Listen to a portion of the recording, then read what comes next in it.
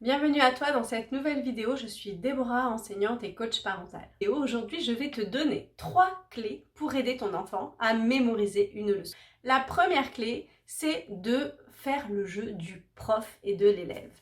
C'est-à-dire ton enfant, finalement, il va prendre la place du prof et toi de l'élève et il va t'expliquer la leçon comme si c'était l'enseignant qui expliquait la leçon.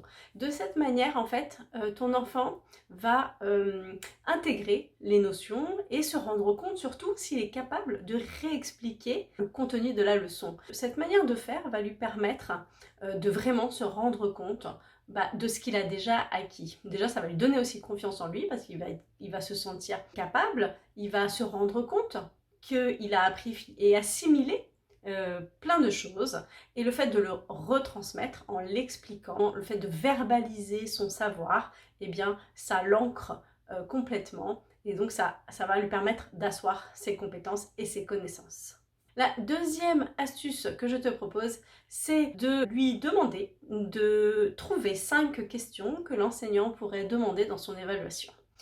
Ainsi, il va déjà se projeter sur les éléments importants en s'aidant par exemple des mots-clés. Ça va l'aider à se projeter dans l'évaluation et à imaginer des questions que l'enseignant pourra poser. Ça va lui permettre de se rassurer et d'anticiper certaines des questions.